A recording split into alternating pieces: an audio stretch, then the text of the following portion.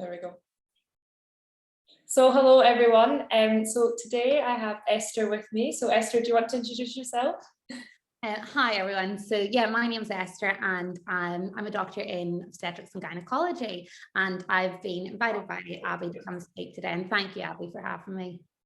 So yeah, so the reason that I thought it would be really good to speak with Esther is because September is Gynecological Cancer Awareness Month. That'll be the last time I'll be saying that word. Don't try and spell it. Literally. So this is a UK-wide initiative by the women's charity, the Eve Appeal.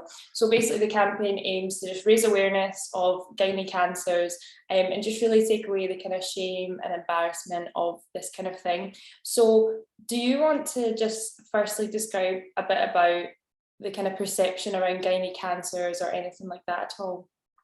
Yeah, well, I think it's probably even larger than that. It's the perception around kind of female reproductive health and the gynae cancers that are linked with it. And I would say female anatomy in general isn't very well understood or well known. And my kind of stance would be on that would be that it's because it's hidden. And I would say it's a lot of female reproductive organs are hidden physically. So what you actually see is just actually what we call the vulva. So actually your vagina, your cervix, your womb, that's all tucked away. So it's hidden physically, but I think of it as kind of being hidden in a much larger sense. And then by that, I mean, it's hidden from history books, our sex education, our conversations, our media. And I love a wee bit of the history of medicine. So if you don't mind, I'm going to share a tiny bit. So Galen, who was kind of like the premier medical researcher in his day in the Roman Empire, he described the vagina, but he literally saw it as an inside out penis. And the fact that he described the womb as basically the scrotum, but on the inside. And it was this idea that kind of woman was nearly this imperfect form of man and everything was just the wrong way around. And the fact that a scrotum couldn't be analogous to a womb because men can't have children, like, escape their thinking. But it is interesting because we didn't have our own terminology. So actually I was having a wee look and the word testes was used for both men and women, which is mad. So ovaries that terminology was much later down the line. And even the word vagina wasn't until like the 1680s. And so the word vagina in Latin actually just means a sheath for a sword, which kind of makes sense, but I know, but anyway, but that's where it comes from. And it wasn't a word invented for women. It pre-existed. Mm-hmm. And I guess what I'm really keen on talking about and is the fact that our terminology, we're still really uncomfortable with it today. We still use it incorrectly. It's nearly the word vagina gets used as this catch-all phrase. And to be honest, it's not a word where, even as I said it there, like, you're slightly uncomfortable. Yeah, I can see you, but like, I know. I work in this area. I talk about this every day, but we aren't comfortable. So like, heaven help us if we say the word vulva. So, so I don't think it's surprising that women don't know a lot about gynae cancers, don't know a lot about, because they don't know a lot about their own female reproductive parts. And I think it's because, one, the language really makes us squirm, and two, in history, it is taboo to talk about. So no, literally, I completely agree. When I was like doing some research in this, I came across that it was the Eve Appeal did a survey, and women were shown kind of like an anatomical diagram of like their female reproduction, and 45% like didn't really know what anything was, which is actually crazy considering that like everyone, so many women all have this and whatever. But I think at the end of the day, like you say, it is because it is taboo, and a lot of the time it's not talked about, even within like sex education, within schools and things like that.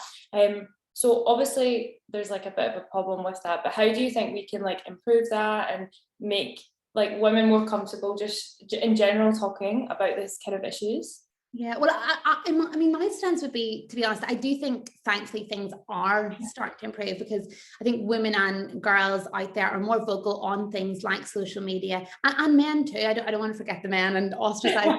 But and there's so many Instagram accounts out there. So even a couple like I follow, like the Gynae Geek, the Obsgyn Mum, they actually, I think, demystify a lot of the thoughts around female reproductive parts, and they give information out in a really kind of palatable, accessible way. And even like our overriding college is the Royal College of Obs and Gynae. They have an Instagram, which I actually would really recommend. It's very useful. And there is, there's books out there on, period powers. When I've read recently, it's Maisie Hill. There's Netflix series, and I think it is about breaking down this concept of one, like women menstruating, women having female reproductive parts, talking about them, and I think, as you say, it is.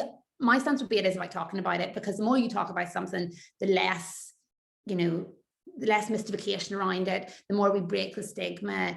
And I would say as well, we need men on side. We need men who are also comfortable talking about this. Like I mentioned this, I don't think he'll be listening, but I was talking about this with my mom, and my dad was like sitting squirming in the background, and I was like, Daddy, stop, like, you have to be on board with this. Like, it's your wife, it's your daughters, and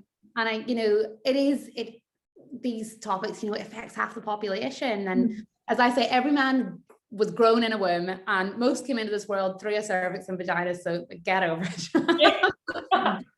I also feel like with like sex education in school, a lot of the time, like you're split into like boys and girls, right? Which I don't know. There's part of me which just thinks it should be all together, because you need to know about both. Like, so for example, if like a guy is with a woman, he needs to know like what a period is, how many days it usually should be, what kind of pain you get, what premenstrual syndrome is, all these different things. So it's like, because the number of times like I've spoken to a guy and they're like, how long should a period last? I'm like, why do you not know this? Like, you're like, do you know? And I think it also links into the fact, like, I would never want to take away the fact that these like are sexual reproductive organs. They are linked to to sex, to pleasure, all that, but also like, bottom line, they're also just organs, like the same way that people will have a healthy diet to protect their heart, or stop smoking to protect their lungs. Like, these are organs like any other organs.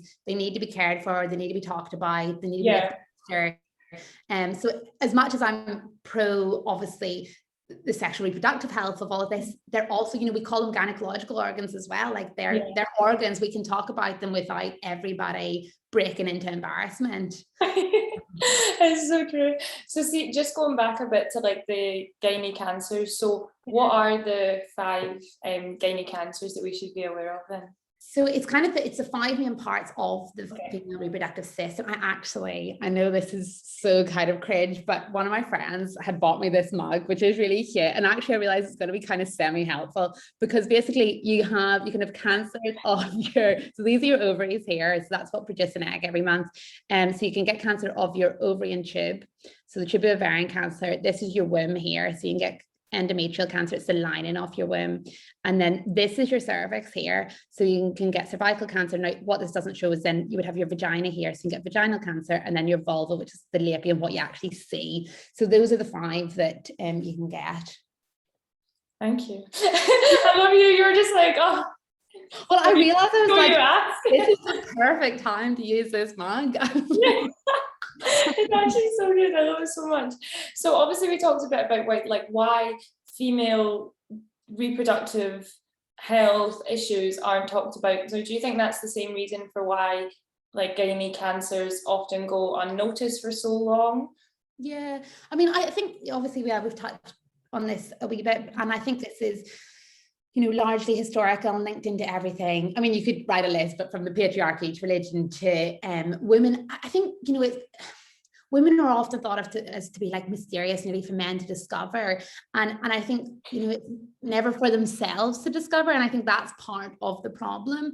And for so long, women haven't had control over their own reproductive organs. They've been experimented on by men. Well, the reason I say that is because the Sims speculum, which is actually, he was an Alabama doctor in the 1800s. We owe him a lot in terms of our knowledge around gynecology, but actually, very sadly and horrifically, he experimented on African-American women, and that was how he developed the Sim speculum. So even historically, like the knowledge around some of these gynae cancers have been at the exploitation of women, and women's bodies have been under the protection of their fathers or under the ownership of husbands, and so I think it is just all linked back into that history of the mystification around female organs, not talking about them, not knowing about them. I had a really lovely conversation last night with one of my patients who's just went through surgery for ovarian cancer. And I was telling her that I was going to be doing this today. And she was like, yeah, tell people about it. She's like, I did not really know about ovarian cancer. Like, she's like, I knew, nobody had ever, that I'd known had it. And I would put money on that probably there was women who she'd known, because it's one of the very common gynecological cancers, women who probably had it who maybe didn't talk about it. Because even the idea of, having to have female organs removed, I think carries a bit of shame and worry, that, you're not fully woman if you've had, your womb removed, your ovaries. So yeah, I think it is all linked into this kind of taboo and what is a woman and what should a woman talk about. And I guess, yeah, it's and something that probably just needs to be talked about more. Yeah, I don't like when you're saying about like what a woman should be, like I often like think of this because I feel like there's a lot of expectations of a particular way that you should like be or act, or what you do and how you kind of behave within yourself. And I don't know if that's just like the kind of societal expectation of how you should be, or like what you should talk about, or whether that's like the kind of fear of females judging you for that as well. Like I think it's so widespread. And even like I always think, and it's something I've like women, who come in, whether it's in obstetrics or they come in or gynae, like, not what is a normal vulva? Like people, and that's, it's not quite linked into gynae cancer, but it is, and it is in some ways, because I would say like when it comes to these cancers, it is about knowing your body and what is normal and what's normal for you, and the fact that it's not odd if you're a slightly different size or shape, so long as like that's your normal. So much has been talked about with breast cancer and like knowing your breasts and knowing what's normal for you, but it doesn't get talked about like what does your vulva look like? Has it changed? Because those are the things that later on, if you're 50 and you notice a change, that you can go to your doctor and be like, this is not normal for me. No, I think so, definitely as well, like in schools and in uni as well. I think it'd be really important. I think especially schools, like that's when you can really get people at a close attention, you know what I mean? Like grab them and then just like teach them to know that what your normal is, which I think is really important. So like for some women, like they may be used to getting like a heavy period or a regular bleeding, whereas if someone doesn't get that, then that's obviously a bit of a like red flag sign, and or maybe something's going wrong. So I definitely think like knowing your body and being aware of all these kind of things would be really important. So I realize that probably a lot of young people might be listening to this. So I think it's important to talk about cervical cancer and just HPV kind of in general. So take it away, Esther. So the cervix, as I was saying, is that it's that, we'll use the mug again, it's this part here. It's basically the opening between the vagina and the womb, sometimes known as the neck of the womb. We'll sometimes talk about it as, and nearly all cervical cancers are caused by types of human papillomavirus or HPV. And so there's actually more than 100 types of HPV, and 40 can affect the genital area. Now, it's spread through skin-to-skin contact with the genital area, so that's various forms of sexual intercourse. Now, HPV itself, so I was looking at stats just out of interest, and 4 to 5 people in Scotland will contract it at some point in their life. But the thing is, that's fine because your body will fight off the majority of those. You have a good immune system to fight those off. However, some it won't, and that's why I'm a big proponent of the vaccination program. Like, it's amazing. Like, I think I'm 26, and I remember that I was one of the first set of girls being vaccinated. But the vaccination program now exists for girls and boys aged 12 to 13, which is fantastic. And what it does is it actually protects against 9 types of HPV, but so 2 of those 9 types cause 80% of cervical cancer, and then another 5 of those cause another 15%. So it's actually covering 95% of the HPVs that cause cervical cancer. So yeah, I am a big proponent of getting your children, getting yourself vaccinated when that opportunity arises. Yeah, no, that's amazing. I think when I was in school as well, like I'm 22, so I must have been like a few years into like the kind of running of it, and I actually didn't really know what it was, but I just got the vaccine anyway. Like now I think of it, like I had no idea what it was. My mom was just like, oh yeah, there's a vaccination that you need, and I was just like, say no more. Say no more, Leslie. I will be on my way. I'm like, I didn't actually know what it was for. It was definitely, I think, though, a lot. I remember at that time, because it was the Jade Goody, she died of cervical cancer. That was the first big celebrity. And it did really, I think, change kind of a bit of the understanding, a bit of the kind of comfortableness with talking about cervical cancer. And yeah, I can nearly remember standing in line to get it. And like, it was one of those things, it's so interesting, it's a completely different topic, but obviously there's a lot of fear around vaccines now, but yeah, you literally just stood in that line, got a shot in the arm and walked on. I know, and I was like in the school hall, and I remember that was like the first time as well. I think I like fainted, right? I don't know why, the whole thing was just stressful, and I'd never been scared of needles before that. And then I don't know, I just don't even think I knew why I was getting it. Which probably would have been helpful. Yeah. And I guess there's another thing, to be honest, like, you know, we're talking about education in some ways. Why don't girls know, and boys, why they're getting this vaccine? You know, literally, I was just like, I don't really know what this is about. Someone was like, thanks to the cancers, and I'm like, okay, fine, whatever. And you just kind of get it. So what do you think someone should do firstly, before what someone should do if they're worried, what are like kind of like signs, kind of symptoms, what should you look out for in cervical cancer? Cervical cancer, now symptoms can be a bit vague, but I would say, and that's why I would say I think it's important to know your body kind of full stop. You know, yes, definitely know your gynae organs, but kind of knowing how your body ticks is so important. But I think the big one to be aware of is abnormal bleeding. And when we say abnormal bleeding, it's just as you say, like some people do get the odd spotting, you know, in between periods. If that's normal for you, that's fine. However, but if you're bleeding during or after sex, and again, that can be caused by other things, but it shouldn't be ignored. It should be checked out. If you're bleeding between your periods and that's started or abnormal for you, go to your doctor, get it checked. And then if you're an older lady or you've had a hysterectomy or something, you've already went through the menopause, if you're getting bleeding after the menopause. So even like speaking to your moms about these kind of things, if they've been through the menopause and they shouldn't be bleeding beyond that, that's always worth getting checked out. Okay. But just like other things, so like pain and discomfort during sex, kind of unusual or unpleasant vaginal discharge, pain in your lower back or pelvis. Now, it's not to say that having any of these symptoms necessarily means you're cervical cancer, definitely not, but they're worth going to get checked about. And yeah, there is a host of more generic symptoms. Actually, the NHS website is really good, but the thing is, with all these symptoms, they can be linked into other conditions, and the majority of people will be absolutely fine. You'll go and you'll find out that actually you have a wee thing called like an ectropion on your cervix, which is just a wee alteration of cells. It's not an issue, but it can cause a wee bit of bleeding during sex. So those kind of things. There can be other things, but for me, the big thing I would say to people, abnormal bleeding, if it's bleeding out with what is normal for you, go get it checked out. Yeah. Even reassurance. No, that makes sense. So if someone's worried, do you think the best thing to do is go to the GP then? Just kind of do that? No, completely. I mean, get your regular smears. If from in Scotland it's from 25, you'll be called every 5 years, and that's really, really good, because what it does is it picks up abnormal cells, and those cells themselves aren't cancer, but they can be removed and they can be treated. And so, because if they were left, they could develop into cancer. So it's such a fantastic program. It saves so many lives. And it's actually, you know, obviously I think people are fearful, like, oh my goodness, what if it picked up something? But actually, if it picks up those cells, it's really simple process to get them removed. And also just, it keeps you on their books. So you then would get more regular checkups. Why do you think people are so scared of getting a smear?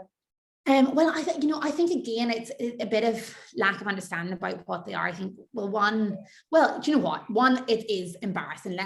It shouldn't be, but it is, because, you know, as I said, it's everything from people thinking that, you know, their labia is abnormal, to the fact that, yeah, nobody like wants to have to spread their legs at a doctor's surgery. Like, I get it. It's not pleasant. But as I say to women all the time, you know, the nurse or clinician doing it, like, they have done this thousands of times before. Yeah. And I know it's hard to get in your own head, but I honestly, like, it's our bread so many vaginas. No, but like the amount of women who often are like, oh, I'm so sorry I didn't shave, or like whatever. And I'm like, I literally don't care. Like, don't worry. This is, you know, I'm not like thinking about this at all. I'm glad you're here. Glad you're getting this done. And also I think, you know, people do worry, yeah, that it'll be painful. And I would say, like, I'm not going to lie, it can be uncomfortable, but it shouldn't be painful. And actually, if it is painful, you say to the person, and because the wee instrument that they use to open up and visualize the cervix with different sizes, and so it can, we can work to what suits you as well. Yeah. So you shouldn't be there in agony at all. Yeah, no, that makes sense. It should just be a bit of discomfort, but not to the point at which you're like, this is horrible. I was going to say one thing that I think people often, I don't know, maybe get confused about. Can you get a smear when you're on your period? Oh yeah. So again, like women, we aren't worried about, about periods. That, again, they're our bread and butter. They don't worry us. So yeah, if, the thing is as well, just let the nurse clinician know that you are on your period, and that's absolutely fine. They may, I think it's a wee bit dependent on places. Sometimes it might be a wee bit more uncomfortable for you, so you might want to rebook or something, but yeah, don't be worrying about that. Just let them know. Yeah, no, that's fine. So the best thing to do is just kind of let them know, and then if you are worried, then just book it for another day. But yeah, don't be put off just because you've your period's that particular day and you don't get it done because of that. No. And sorry, go on. I was just going to say one question I wanted to ask, just to kind of spread awareness. Can you feel your own cervix? So I was thinking about this the other day, because I'd had an odd patient in obstetrics, but anyway, who like claimed that they could feel their cervix and they were dilating. Who knows? Anyway, it takes all sorts to make a world. Do you know what? I actually don't know. I think I would say don't go hoking personally. My personal opinion would be, you caught me on this one, because I don't know. This is why I always wondered, and I was like, maybe you know, you can obviously feel it when you're like giving, you know what I mean, like when you're in labor, that kind of thing, you can feel it. So when you're in labor, your cervix comes right down, so that's a really different scenario, because the cervix softens and because it's really tucked up high. In theory, depending on what your cervix is, you probably could feel cervix, but the reason I don't want to kind of stick to one side or the other in this is because if you don't worry.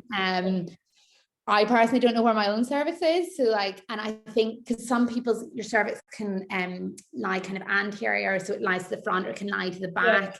And when we're looking for your cervix, we get you in a position where actually you're in the most relaxed position that we can visualize it, and we're getting direct visualization.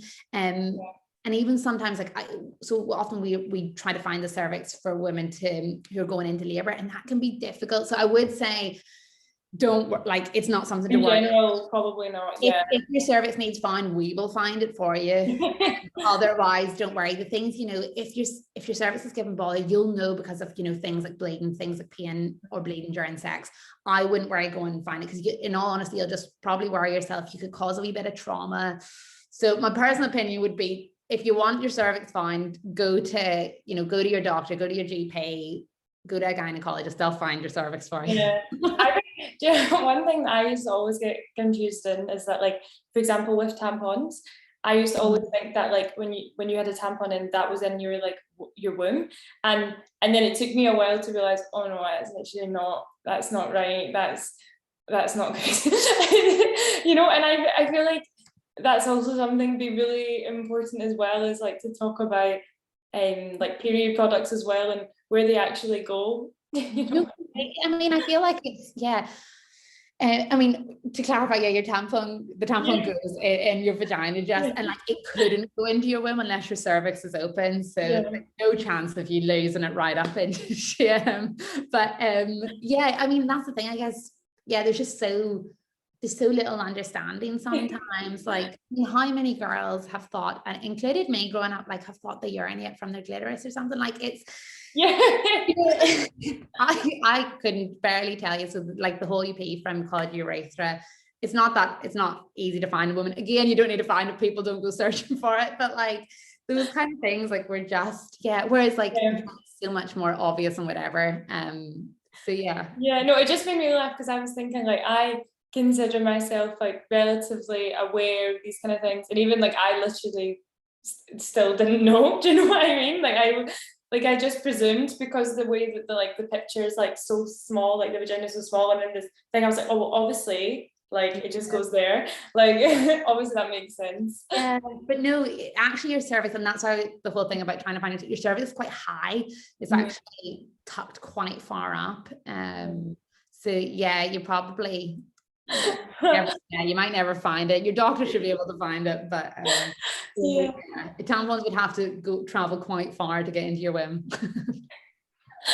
Okay, so back to the gynae cancer, if that's okay. So yes, I was looking up and it said that 21,000 women are diagnosed with one of the 5 gynae cancers every year in the UK, which is it's actually really, really high. So what do you think? Do you know any particular like risk factors for getting any of these kind of gynae cancers?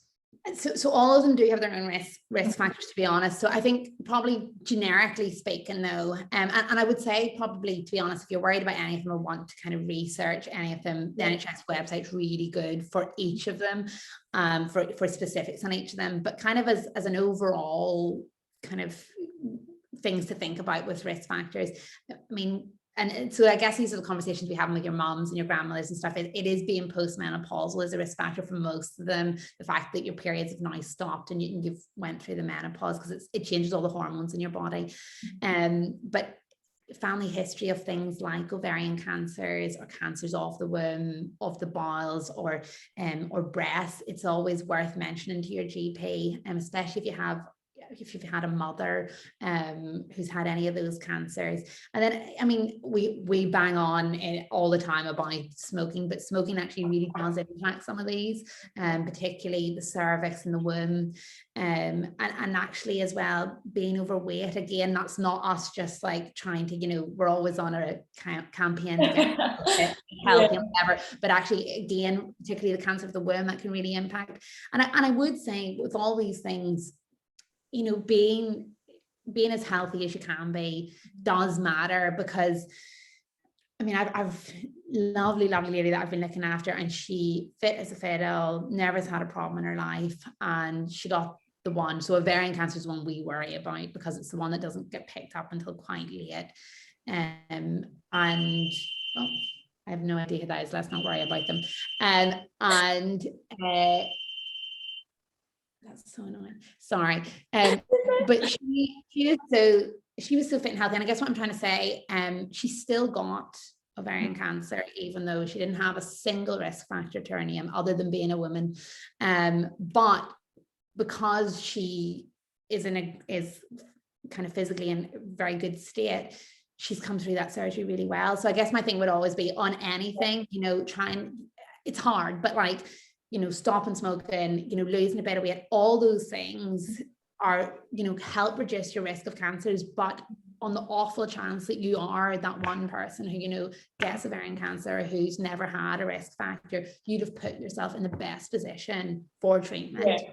No, that actually makes a lot of sense. So you mentioned earlier as well about the kind of cervical cancer signs, symptoms. Is it easier to talk for each one individually, or do you just mean in general we could just say, if this kind of happens, go to your doctor? I mean, I think we probably can talk about, we can talk about them generically and a wee bit on each of them, because I was going to say ovarian specifically is quite...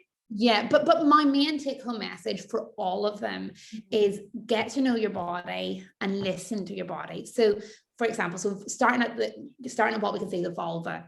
Now, vulval cancer, thankfully, is quite rare, but know your vulva, so you will know then if the skin's changed, and if you've developed, lumps and bumps in that area is not abnormal, but actually if you've developed a lump there that you didn't have before, or there's a bit of an ulceration, and then that's not what's normal for me, go to your GP. So know what the skin looks like. That's important. And then when it comes to your vagina and the cervix and the womb, bleeding is a big kind of sign. So track your periods, get an app, know how long your periods last and when they should be. So if you are suddenly getting a bit of bleeding and it's all just changed itself, that's a red flag for you. And that can correspond to cancers of the vagina, of the cervix, womb.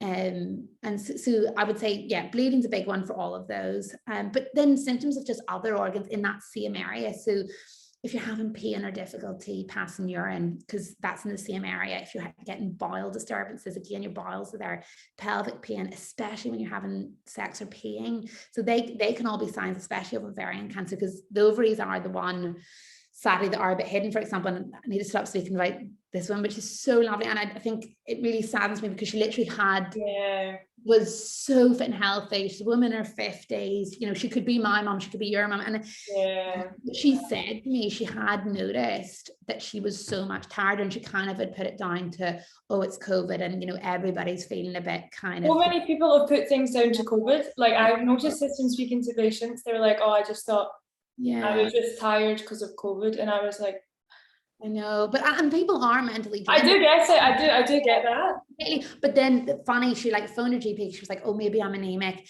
Phoned her GP, and they were like, anything else going on? And she was like, oh, well, actually, over the last couple of weeks, like, you know, my bowels have actually been a lot looser. And she said, she was like, oh, I thought maybe I've been eating more fiber. And she said she just there was a number of things, and she just was making like, oh, it's because of COVID. Oh, it's because I've like added fiber into my diet. And actually, yeah, she had stage 4 ovarian cancer.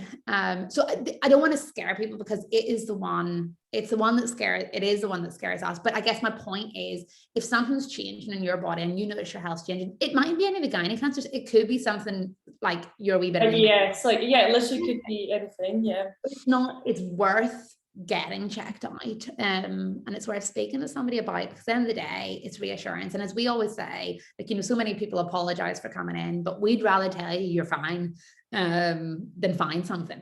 Yeah, exactly. Like, you'd rather tell them that they're fine than have them come back in when they're at stage 4, and like, you know what I mean, like the prognosis obviously isn't as good when you're kind of at that stage. I'm going to say one thing as well for the period tracker. There's a good app called Clue. I don't know if you've heard or use it. Yeah, I use a different. I have a funny story about period apps, though, because I hope she won't mind me telling this, but my sister talks like she was like paying. She was trying to pay for something using like her Apple, you know, her Apple iPay. And she was like, the person would look at me. She realized she'd like, for some reason, like she wasn't thinking, and she'd opened her period app and she was trying to pay with like her period. Anyway, so yeah, I hope it doesn't mind me telling this. Sorry, you were saying Clue. Her sister getting thrown under the bus, but yeah, no, it's a good app. And you can like, I know with Clue, you can like track like when it used to tell you your fertile date on Clue. Yeah.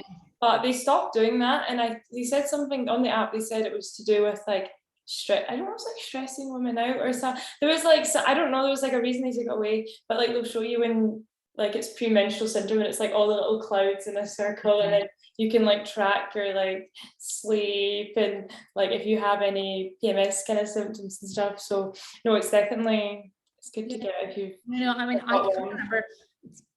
I've been using the same one for years, and I actually can't remember what the name of it is. Oh, mine's just called P Tracker, but actually it's the same. It like shows you like fertility. You can put all the like symptoms in, whether it's bloating, whether it's PMS, whatever.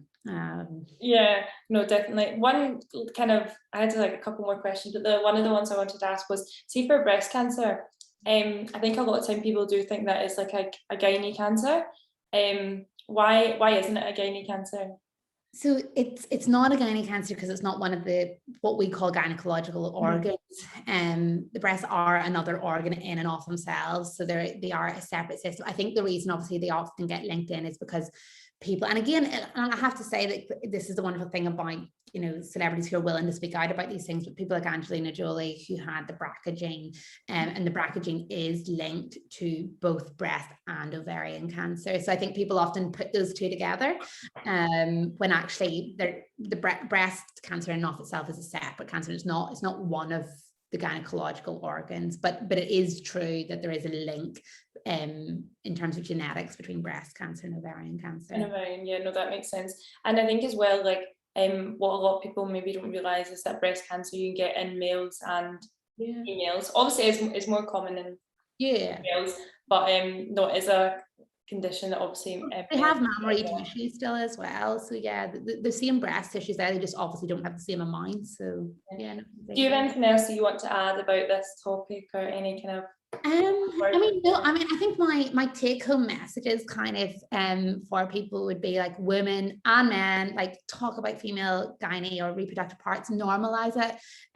We don't have to sexualize it. If we normalize it, talk to your friends, your sisters, your mothers, your grandmothers, get your smears when you're called, and know your body, and listen to it when it changes. And I would also say, like, yeah, love your female parts. The female reproductive organs are phenomenal. So let's not, let's not make them a big mystery, but kind of, yeah, protect them and celebrate them would be my. Oh, definitely. And I think as well, like, if you are unsure about any kind of questions about your reproductive, then you can obviously look online, but when you're at your smear appointment or anything like that, like, definitely feel free to ask the nurse, the doctor, any questions about it, because I'm sure they're more than happy to answer about anything like that. And they'll have a good idea. Whoever's doing your smear, it'll be a nurse, it'll be a clinician, they'll have a really good idea of what's normal, and in 2 seconds can say, oh, don't worry about that, or actually I might get the doctor to pop in and have a wee chat, or have a wee look, or we'll do something extra. At the end of the day, that could save a life, that could save your life. Yeah, no, definitely. So just a couple of questions to finish off. So obviously I'm doing the Miss Universe GB final this October. So one question I like to ask people is, if you were a judge, what would be the one question that you would ask? Oh, you didn't ask me one question. You can. Someone gave me 3 the other day, and I was like, okay, fair enough. I asked 3, and I was like, I love you. I don't think I'll be giving you 3 this morning.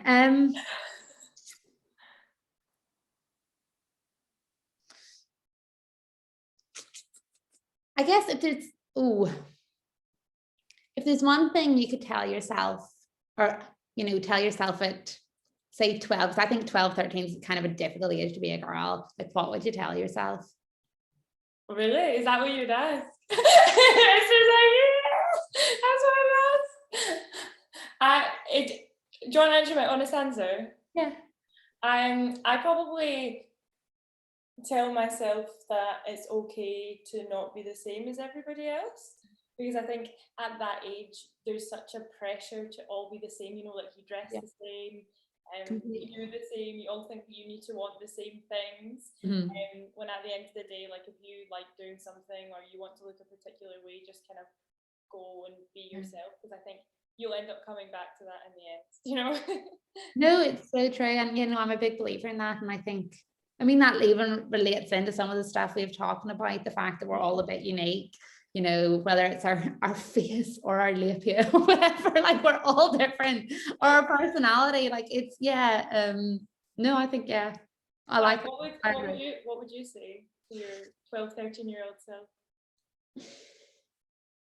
I think I would say that, like, and I know it's so cliche, but, like, it will all work out. I think, at 12 or like 13. That's what I was going to say first. Yeah, but I thought she's going to select me for the cliche. No, not at all, because I think you at that age, you're so kind of, you're obsessed with everything falling into place. You're right, like, looking the right way, or, like, getting the right grades, and actually I think we do put a crazy amount of pressure on ourselves at such a young age, but I think and at every I think everyone is not, like, obsessed with yourself, but you are, like, at that age, you think, I don't even, maybe even now, but, like, you think the world revolves around you, and, like, you're the only one going through this, like, existence, because I often think to myself, like, someday if I have a daughter, like, I'll tell her that, like, it will be fine, like, I promise it'll all work out, and she probably won't believe me and still be like, Mom, like, you don't know what you're talking about. But, like, it's so true, like, you're right, like, whether it's like you'll find your own style, you'll find the right friends, you'll find the job, like, it, thankfully, life does pan itself out. Everybody's timeline's a bit different. Like, flip me, I have friends who are having babies right now, I have friends who are traveling all over the world, everybody's doing different things, but, like, they're on their path. No, I think that's, like, you're at that age where everyone is, like, very, like, Yeah. diversifying, do you know what I mean? Everyone's doing, so there's not even a point of like looking around and being like, oh, I'm not doing that, because you're Yeah. doing a completely different thing.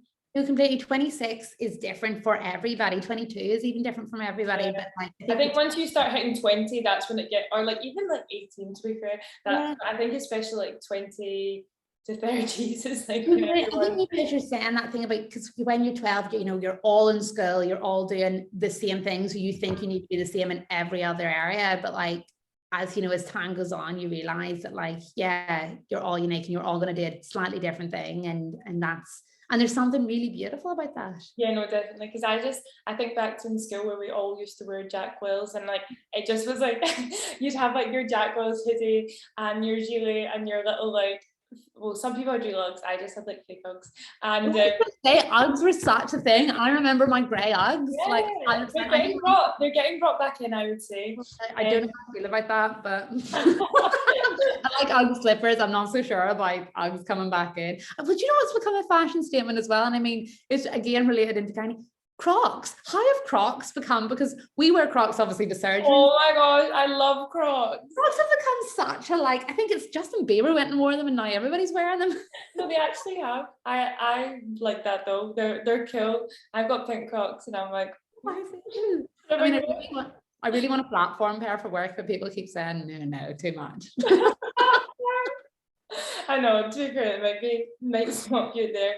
My last question I wanted to ask, you kind of did answer because you asked it in your thing, because basically wanted to ask, what is the one message you would tell women and young girls? Which you kind of did answer, I suppose, so it's kind of the same thing. No, but it's fine. I think again, like it's there's no harm in reiterating, because the answer is talk about it. You know, talk. The thing is, thankfully I have a mother who's quite open to chatting about whatever, but like I have female friends I've spoken to who've like, oh, I would never talk to my mom about that. And I'm like, what? Like your mom, like, you know, she has it as well. She gave birth to you. She like, you know, she's been there before you. You know, if you have sisters, if you have friends, whoever, speak to the females in your life about some of this. And then, you know, should it ever arise in the future and you have a problem, you won't hopefully feel uncomfortable sharing it and getting someone to tell you to go to a doctor. Yeah, no, definitely. I love it. Okay, thank you. No, you're very welcome. Thank you very much.